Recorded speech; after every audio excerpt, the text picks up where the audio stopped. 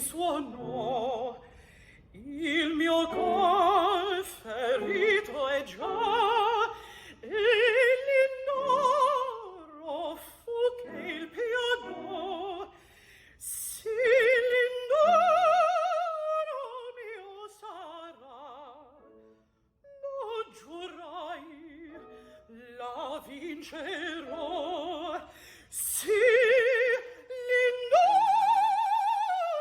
mio sarà, lo giurai, la vincerò.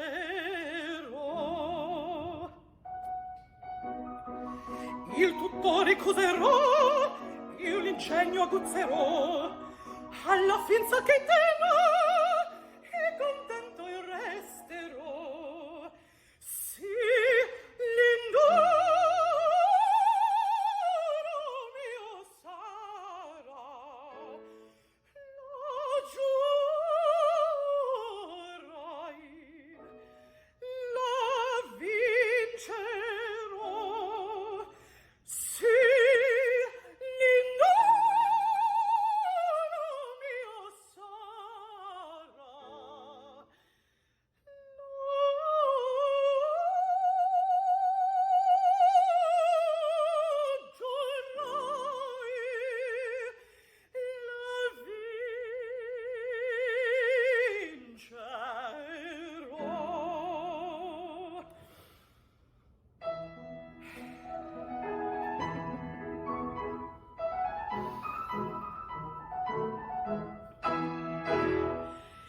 io sono docile, sono rispettosa,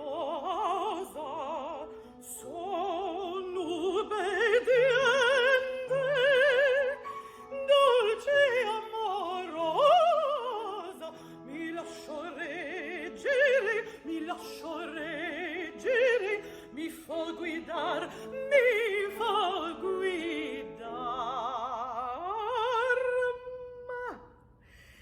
ma se mi toccano dove il mio debole, sarò una vipera, sarò, eccendo trappole prima di cedere, farò giocar, eccendo trappole prima di cedere, farò giocar, eccendo trappole prima di cedere, eccendo trappole farò giocar. Io sono docile, sono obbediente, mi lascio reggere, mi fa guidare.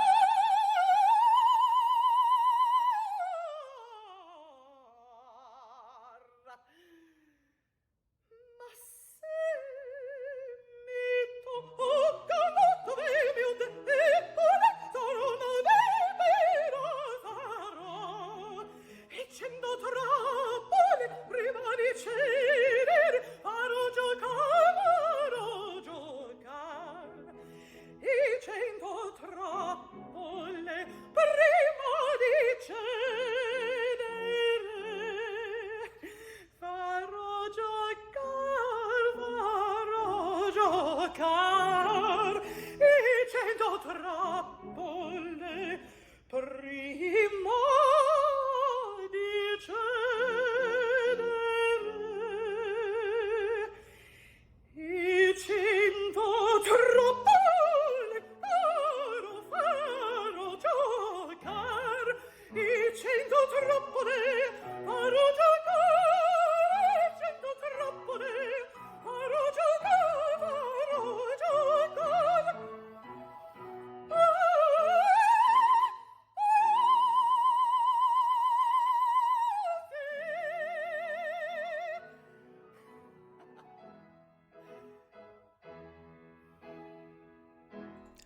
And we're live. Welcome to Music Matters with Jason Tramm. We're delighted you can join us for our unique podcast community where we explore the issues and challenges in the classical music world as seen through the eyes of distinguished colleagues.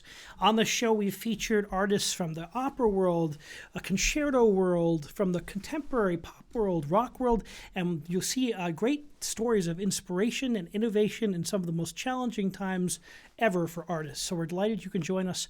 Please remember to subscribe to us on YouTube and hit that bell icon for the most up-to-date information on guests and topics. Like and share our videos on social media. It's so important. And remember to chat in questions for our guests, as we love to have these conversations and add your voices in as well. So thank you so much for joining us. We have a wonderful show for you tonight. We have Miss Janara Kellerman, an acclaimed mezzo-soprano who is active throughout the musical world, and we're delighted she can join us. Welcome, Janara. Thank you, Maestro. So happy to be here. Well, we've worked together for many years, and it's a pleasure to have you here tonight and to talk about your art and to talk about how you what you're doing these days. Thank you. Thank you. Yeah, no, we've known each other. We go way, way back. I was trying to remember, and there's just too numerous productions together to really remember. But Well, I was two I remember distinctly were my first Aida and my first Nabucco, and boy, that was exciting. And that was wonderful. And your voice is just exploded, and it was great then, and it's even better now. It's like a fine wine mezzos tend to be, and It's true. It's true. They really do. We really do get better with age. I firmly believe that. But no, you were like my first. Yeah, that was my first foray into Verdi with you. So. Thank you. Well, it's always exciting to discover great talent, and when you find it, it's great to come back and work with people you respect. So always a pleasure to see good friends.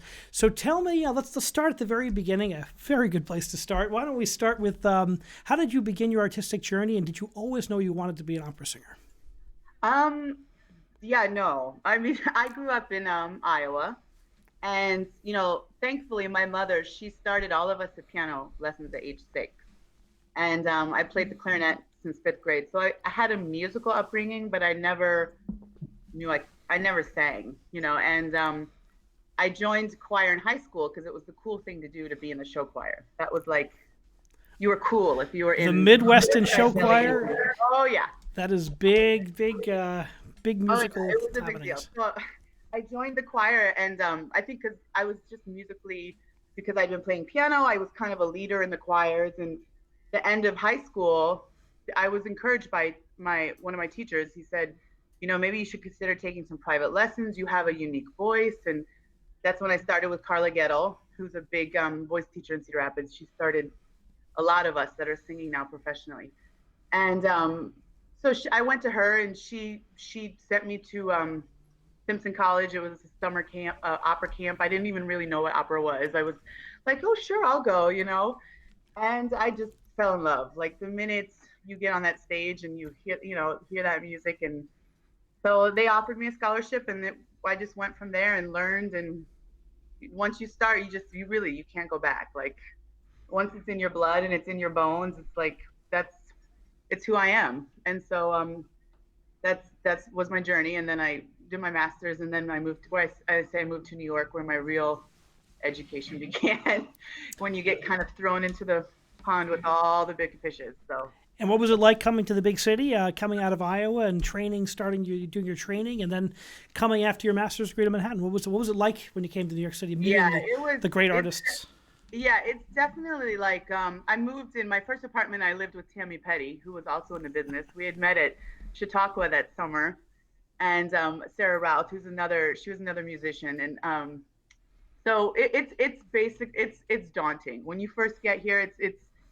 It's just the knowing what should be the next step is it's really like, it's about networking, talking to other artists. What do I do? Where, when, what's going on, finding the right voice teacher.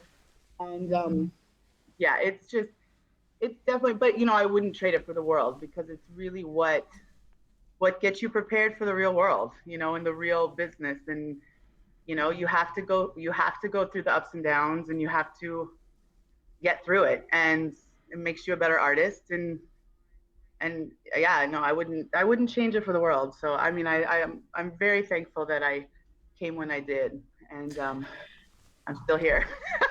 What would you tell you? What would you tell your young self if you could go back and say something after you've learned all these lessons? What would you say back to yourself who just came to New York? This is an easy one. Spend more time in Europe. Like really, really, I would tell my young self to spend more time in Europe. Learn the language, learn the culture, learn that's the only way to sing this music really, is to just submerge yourself in where it was written and work with it's that language, culture, that's what I would tell young singers. Don't be afraid to just do it. Just go over there and live, and it's yeah, that's what I would say. So what experiences did you have in Europe at this stage of your career? It was later. Like, I mean, I like I told you, that's my one regret. Like when I was in my 20s and when I should have been doing all that, I didn't really know then to do that. Like I was so, that's what the interesting thing is for singers, is that you're kind of told when you're in school that there's this certain path that you have to go. That there's, it's the school, then it's the young artist programs, then it's the fine management, then it's the main, and you're told that there's this path, but there's not. I mean, there are 35 million different paths that people can take to find their way. And for me, so in my 20s, I didn't do that. So it was really in my mid to late 30s that I finally got to Europe, spent some time over there, especially in Italy, and sang in the south of it. I mean, it's unbelievable. It's really, and the funny story is Maestro David Rowe hired me for Azucena. I don't know if he knows the story. He might kill me. But I was supposed to start rehearsals for that in September of the year that we sang it. And I had never sung it before. And I was in Europe that whole summer. And I learned the role while I was in Europe, but I didn't really sing it. I just, I was in the south of Italy. I just was basically score studying, language studying, listening a lot to Simeonato. And I didn't sing much of it. And the rehearsals were supposed to start on Monday. I was supposed to fly back to New York on that Friday, and then I was going to get with a pianist. I was going to, and I decided to stay in Italy. I stayed in Italy over the weekend, stayed in Rome. I just couldn't get, and when I showed up, it was actually an experiment. When I showed up to the first rehearsal on Monday, I hadn't sung a note. I hadn't sung a note. I had only really studied it, listened, studied it. I hummed it. I hummed it. I knew the notes, but I didn't work it into the voice. And it was really interesting because luckily, that's where it comes with you have to be a good musician to be able to do that. Like you have to know how to read music, and you have to know. But the interesting thing was spending that time in Italy and really learning it organically.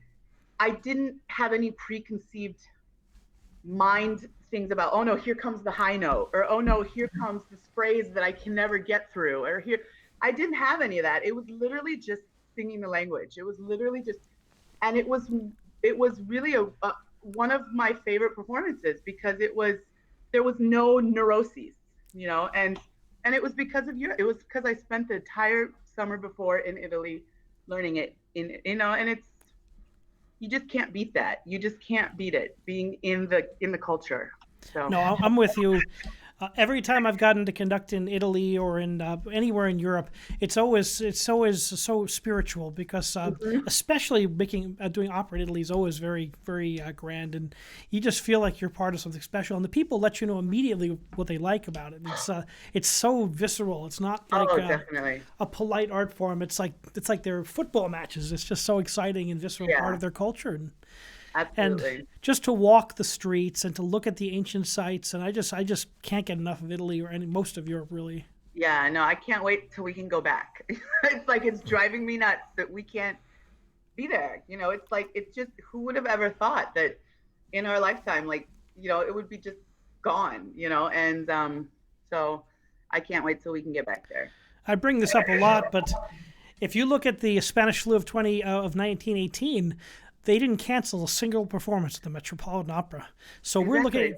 we're looking at something that's completely new to this world, and once in our lifetimes, once in probably 2 lifetimes at least. Okay. So everything is so unique, and we're all kind of feeling our way around in the dark as artists. And yeah, it's really a challenge for everyone. And we'll as artists, we'll continue to be creative, but it's really been quite shocking for everyone. Yeah. Well, that's why I think we're, like you said, we're resilient. Artists are resilient, and that's why I think all the experiences leading up to this, all the rejection, all the walls that artists hit, on their own personal journey, I think helps prepare them for something worldwide like this, where it's like, this is yes, it's unusual, it's it's detrimental to us because like for me, I'm like, who am I? If I'm not performing, it's like, who am I? But look, we've all faced major artistic obstacles in our whole journey, and we'll get through it. We will, and that's part of being a strong artist is just, we'll get through it. So one thing I like to remind myself is that even though we may not be getting, a lot of us aren't getting paid for this, we're still artists. It's just it's not just a job. It's so much a calling and a lifestyle, and these choices can't be turned on and off. It's just who we are. No, and for me, actually, it was reaffirmed during this time, the innate nature of being an artist, where, sometimes like when life is going along as normal and, we just are kind of on that robotic, like hamster wheel of life, we kind of take things for granted, or we don't really deeply comprehend who we are. And it's during this time when I was like, without it, I feel lost. And I'm like, okay, then yes, I am an artist. It's like, I can't think of what else I want to do. I can't think of, I want to make music. I want to be on stage. I want to be singing, and it affirmed that for me, that this is who I am, bottom line. And so it's like, and, it's what it's what I've used this time for, is a lot of self-reflection, a lot of growth, and a lot of recalibrating, so that when we're back, we can go full force ahead, but with a new kind of enlightened perspective. Have you been learning new repertoire or Yeah. Luckily, I mean, I'm very thankful. I had 4 contracts. I was supposed to have 4 contracts during COVID. They were all canceled, but luckily they were all rescheduled. And 3 of the 4 of them are new works. So I'm working on those. And the one is the La Voix Humaine, which I'm very excited. One is the Dinah in Trouble in Tahiti, which is just so much fun. And then Rosina, my first Rosina. So someone actually hired me. Actually hired a Verdiana to sing Rosina. That's and I'm interesting. So your voice has always had really good coloratura and fioritura.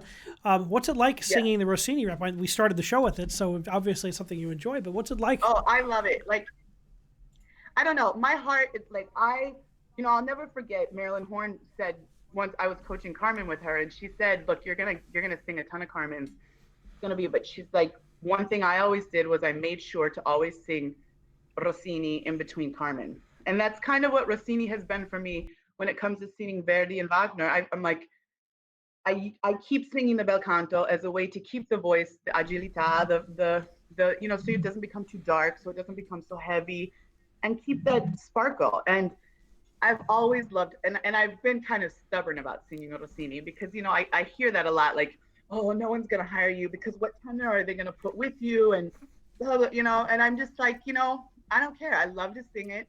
There will be those people. This is a big world, the opera world, and there will be the people that will come and say, I want to hear a larger voice singing Rossini. And I think it's exciting, and I'm going to keep singing it. So yeah, no, it's great. I love it. It just makes me happy. It makes my soul happy. You mentioned before about opera singers and rejection, and how big a part of that is it in a singer's career, and how do you adjust to that as a singer and an artist? Oh, it's huge. I mean, it's huge. It is, the hardest part about our business, I always say, arts are easier. The finance world is easier because it's numbers. You can't, you have numbers, you're successful, Your numbers are up, you're great. Your numbers are down, it's right there. With us, everything's subjective. It depends on the person that's listening to you, if they like you or not, and it's rejection is very hard, and it's very easy to kind of be like, no one likes me.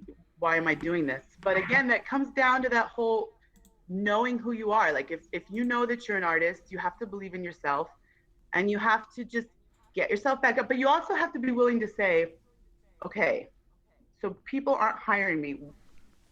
What do I need to work on? You have to, as an artist, not be afraid to also face the reality. Okay, maybe there's something that I'm doing wrong. Maybe there's something I need to fix. Maybe there's something I need to work on, which is what's getting in my way. And I think that a lot of artists are scared to do that, and you just never stop. And it's a huge part of the career, but you just have to never stop believing in yourself and keep going, because there will be those people that will eventually say, I want you, or find whatever path you can artistically get it out there. It may not be, like I said, we're not going to all have A-house careers, but there are so many different avenues for performance these days, which we're very blessed and thankful for, that you can find a way to fulfill it without, it's up to you. And just number one, you just can't ever stop believing in yourself. The minute that happens, you might as well stop. Yeah, it's interesting. You have to have. It's the same for conductors, of course. We are have just as much rejection, I believe, and we're all up for the same jobs, and we all know each other. It's the same in the opera world, pretty much. Oh, absolutely. But it's so interesting. Often the singers, I've been on both sides of the aisle. The singers don't know that maybe you have a tenor already, and then when you're casting the show, you're already casting it with some of the pieces that nobody knows. So, oh yeah, these are some of the challenges. Honestly, that's been, I started managing about a year and a half ago. And luckily our business is such that, it was a while before I agreed to do it, because I was like, oh no, I'm an opera singer. I'm a performer. I can't be a manager. But luckily our business has kind of evolved to where singers are taking on multiple roles in this business, and so when I decided to get into artist management, it was very interesting to be on the other side, because I learned a lot about what we as singers don't realize, which is exactly what you said. Like, just because an opera house doesn't hire you, it doesn't mean they don't like you. There's just a bajillion factors that go into having to make a decision, and so you're exactly right. It's important to remember that as an opera singer, that it's not just about your voice. There's a whole lot that goes into it. So what drew you to the world of opera management? What kind of drew you to this idea? Well, it was exciting. Samuele started MGA. What was it? 2000? I don't even remember. 16 or 17. So I was kind of like behind the scenes watching him work, and I was I was helping out and quietly, and I really was drawn to it. Like I really loved it excited me to help artists. It excited me to bring all my years of experience and bring everything that I learned, and to use it to help other artists, and it kind of just grew slowly. And then once I finally embraced it and started the whole, communicating with opera houses and the whole, I love it. It complements the performing career well, because you can use all of the same skills. And, and for me, I really like helping younger artists. I like, being that person that can help them avoid some of the pitfalls that I went through, that can, it's someone that they can trust. And I don't know, I really, really love it. And then I brought on Amber Smoke about a year and a half ago as another partner.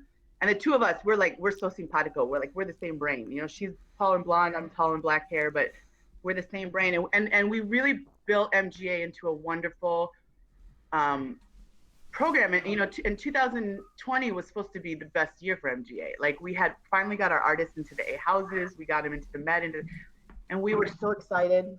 And then, it's kind of like, then this happened, and we just, our heart breaks for our artists, and it's a little like, you feel like you kind of are starting back at square one. But but we all are finding innovative ways to get through this, and we're so thankful to the houses that are still offering opportunities and performing opportunities, and their innovation and their thinking outside of the box. It's just unreal. And Yeah, it's been such a challenge for everyone this year, and I do a lot when I'm not conducting. I'm doing music production. I do orchestra contracting. I do concert production. I put whole concerts together for different organizations, and I do a lot of pops conducting. I do a lot of other things these days as well. My career has grown in that direction, and 2019 was a fantastic year for me, and 2020 was booked to the gills with guest conducting in Europe and all this crazy stuff, and zero. Exactly. I think that's what the hardest thing is for a lot of us, is that you finally get that momentum going that you've been waiting your whole career for, or you get the momentum, and then it's like it's taken from you. It's like, but it's all right. It will come back. That's why I said we're strong, we're resilient. We did it once, we can do it again, so. Yeah, and there will be as things grow again, it'll be a slow rebirth, I believe, but the humanity needs the arts. We need artists, and New York needs artists and needs musicians, and that's such an important part of the healing that we're all going to need. Absolutely. And I know, I talk to a lot of people who are, patrons of the arts, and they're dying. I remember my dentist. I went in for a dental appointment, and she's a patron of the Met, and she and she even said to me, she goes, if I would have given so much more money if they would have needed it for, concerts, or for, they want this music, and another friend of mine was in Seattle and paid $4,000 a ticket for a private performance of it's like they want the music, they want it, and you're right, it'll get there. It's going to be an interesting road, but people who are ready and who have been preparing themselves during this time, it's going to be, I tell all my students and my people I teach, I tell them to work on your skill set, because this will be over and you will have a chance to come back and, be ready. You have to be ready.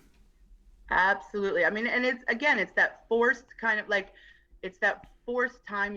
We always say the gift of time is the greatest gift ever, and the one thing to take out of this is it's that forced gift of time that you didn't think you were going to have, and using it wisely, exactly like you said, learning repertoire, learning languages, studying, just be ready, and I hope that's what everyone's doing, it's important. So it was so easy to be depressed because of all the shocking changes. But I think that underneath that, artists, I know for the first couple of weeks, most of the artists I've interviewed on this show have expressed there's some sort of depression that they went through, and then how do we deal with this and how do we move forward? And then when we realized it wasn't going to be a week or two, that everyone started exploring new avenues, technology, embracing technology, looking for ways that they can, adapt and change and diversify what they do. Oh, absolutely. I was very blessed. It was, I think it was in June, end of May or June. Cedar Rapids Opera hired me to do an outdoor. Daniel Kleinknecht played at his piano in his apartment on the Upper East Side, and I sang kind of out the window. And it was the first time I had sung in months and performed for people. And I remember it was there was maybe an audience of maybe 40 or 50 people in the street, and it was like gold. I mean, it was. I mean, again, I would have never thought singing out of an apartment window with an electric piano would have been. I mean, it felt like I was on the stage of the Met. It was I was so happy. The people were. It was just a beautiful, beautiful thing. And I think that is what we will get from this, is a reappreciation for any opportunity to sing for people. Take nothing for granted. Nothing. Anytime you get to open your mouth, and especially make music with colleagues, take none of it for granted. Like we were talking about, those rehearsals that you're just not in the mood for, those never again. It's no, would you like to not have this? No, I wouldn't, so it's an appreciation, and again, taking nothing for granted. So all the bad hotels I've stayed in, the rehearsals when I'm exhausted, and I would trade those home stays. this last 6 months for any one of those. Exactly. No, absolutely, for sure.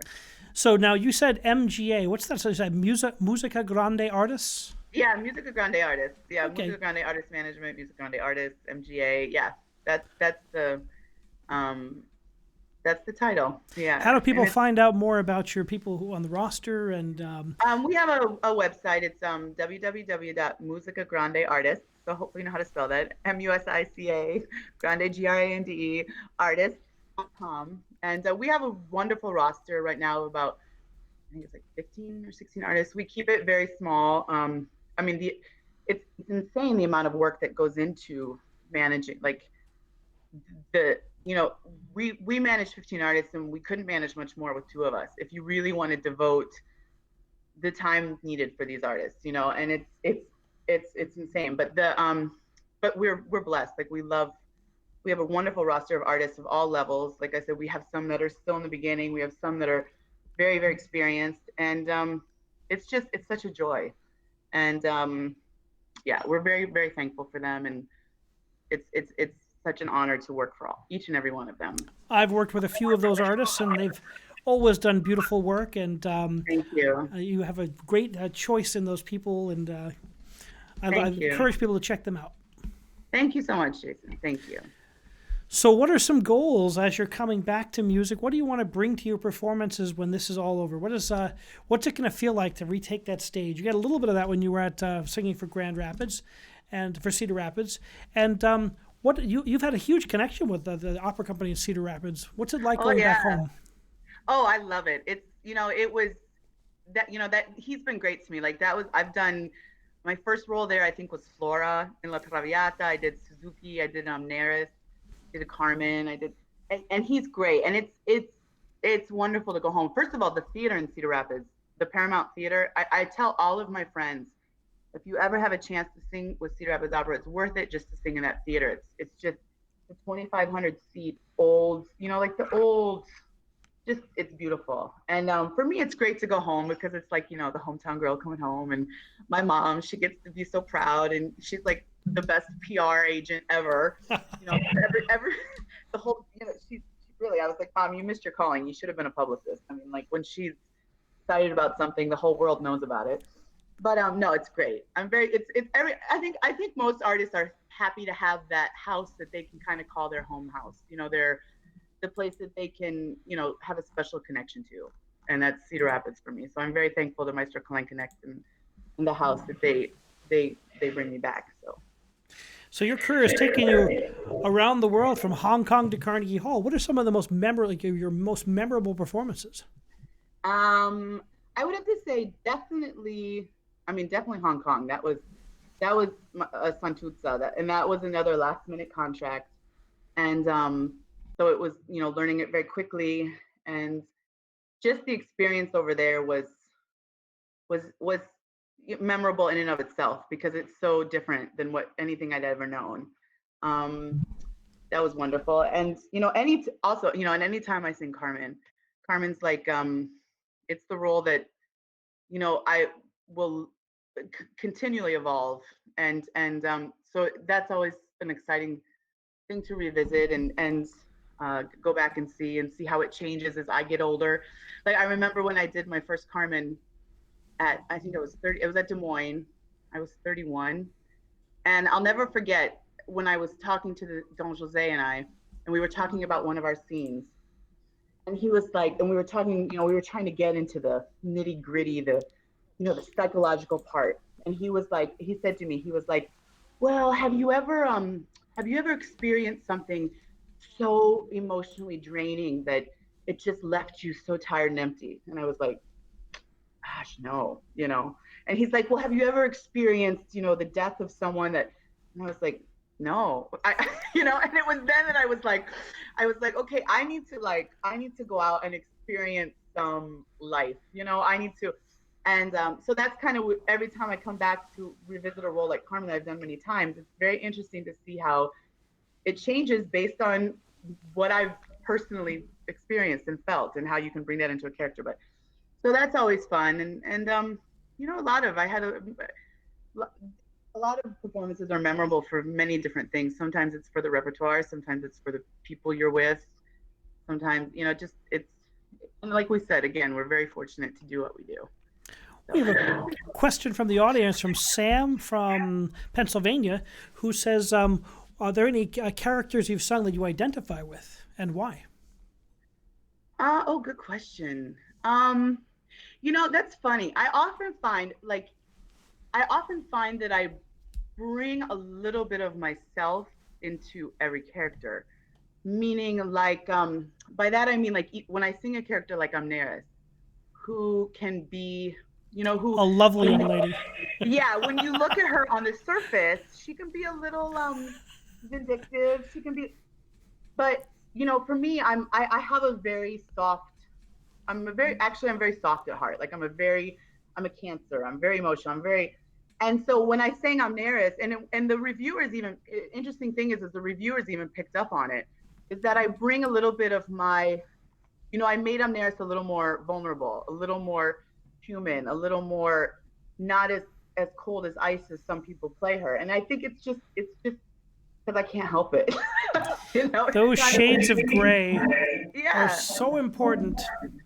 Yeah, and so I think rather, I mean, there are characters that are more like me, like very much. There are lots of parts of Carmen that are who I am, just because I'm a very like, I can be kind of, without getting too graphic. But I think the better way to say is that I bring a lot of myself into almost every role. I find, because then it becomes more natural and more organic when I perform them, rather than someone up there trying to portray someone. That person becomes that person, but because I bring myself into it a little bit. What role have you sung the most over these years? Definitely Carmen.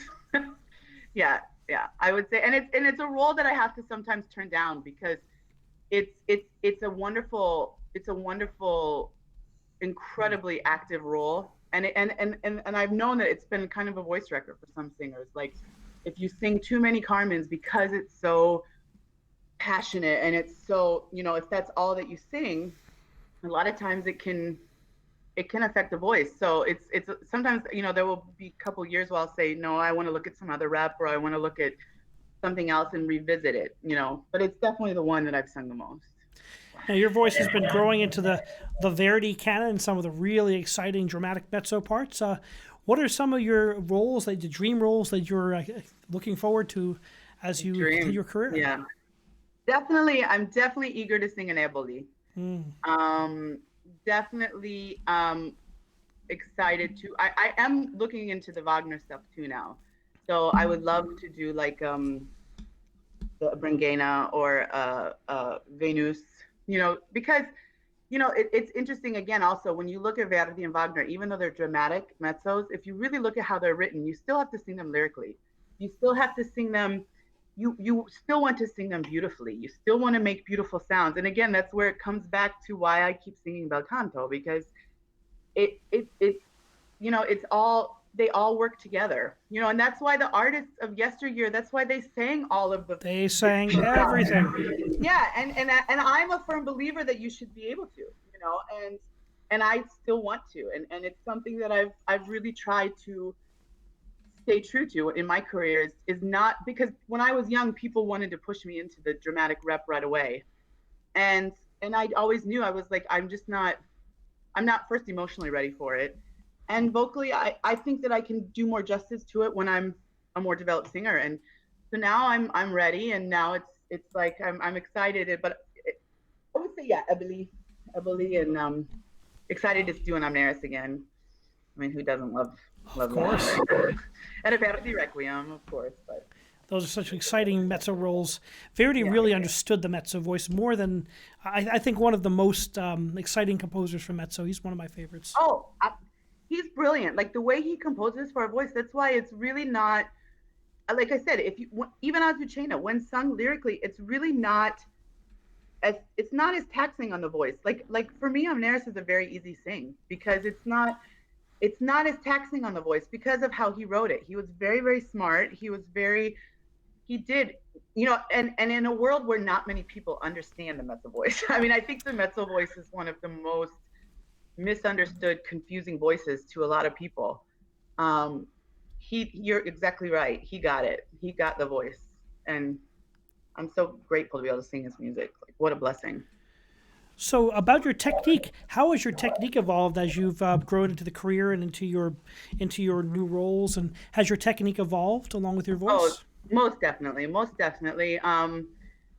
The main thing is losing fear. As a younger singer, you have so much fear that you're singing wrong, or that you're doing something wrong, or that you're not, and you forget about the language, you forget about the fraseggio, which also goes, singing music, making music is not just about sound. It's not just about the sound that there's so much that goes into it. And I think that as I get older, I lose the fear, which makes singing at all the different ranges of my voice, the top, the bottom, more powerful, more supported, more secure, more. And I think that that's how my technique has changed. And definitely, like I said, continuing to sing the fioritura is and not be like, I used to think, again, Arthur Levy was the first one who turned me onto Rossini. And when I remember when I studied with him, that was back when people were like, "Oh, you're this dramatic mezzo, and you're gonna sing Verdi, and you're gonna sing Wagner, and you're gonna sing all of this." And he's the first one that told me, "No, look at Semiramide, look at the mezzo in that." And that completely changed my life, because it showed me how to sing high, it showed me how to find my upper range, and it kept the voice, how to balance out the darkness and the power and the warmth of a mezzo voice, but keeping it, again, like, sparkly and with agility. And so that's, I think, what I continue to develop as I get older.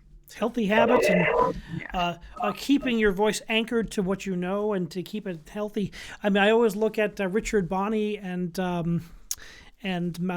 who's my favorite? Joan Sutherland. How she was really a Wagner soprano and a dramatic soprano, but he had this idea to keep her singing the coloratura rep, and she became the dramatic coloratura and the world Absolutely. phenom that she became. Absolutely. It's so important. And that's even what I tell a lot of young singers. I'm like, a lot of young singers, they want to rush to sing Puccini. They want to rush to sing all this verismo, like, it's beautiful music. It's beautiful. But you have to keep the agilità in your voice. And the way you do that, bel canto makes you learn how to sing, because there's nothing hiding. It's the human voice. It's like, I'll never forget how you describe Nabucco. Pa, pa, the orchestra. It's you have pa pa, and then the voice is and it makes you have to know how to sing. And I think a lot of people shy away from it because they don't want to put in the work, and it's very important. So let's talk about putting in the work. What advice do you have as a singer, accomplished singer, as an artist manager? What advice do you have for young people coming into the business at this very confusing and strange moment? Good question. I would say the advice that I would give them is repertoire, repertoire, repertoire. Like, really don't stop learning repertoire. Learn as much entire roles as you can learn. Learn as much. Don't be content with just your 5 arias. Don't be content. Really, it's really, the more you know, the better artist you'll be. Because artistry is not just about making noise. It's really not. It's like it's a whole. It's your brain. It's a whole thing. And so singers coming in now, and I always tell young singers to not give, again, don't look at the artists to the left and the right, what they're doing. Don't compare your career to what your friend on the right is getting. It's everyone has their own path, and you have to find your own path, and you have to find your avenues and your outlets for performing that work for you. And so, I mean, I would just say, I think that the thing that gets lost in this fast-paced world that we're living in now is the ability to slow down and really study music, study languages. I mean, that's what really makes you a great artist. I mean, that's and the audience is not stupid. The thing about the people, I think, take for granted about our art form is that the audience is not stupid. They can spot those artists that are up on that stage and are sincerely that really know what they're doing, and that really, and they may not always be the best voice, but the audience can feel those artists that are genuine and that are really doing this because for the love of music and for the love of performing, rather than for their own self ego or their own, never underestimate the audience is also key. So Sage advice. Have you been keeping up with? I'm sure you have, as we all have, the developments in the landscape in New York City, especially with the Metropolitan Opera, and a lot in the news these days. Have you been keeping up with all that? I mean, kind of.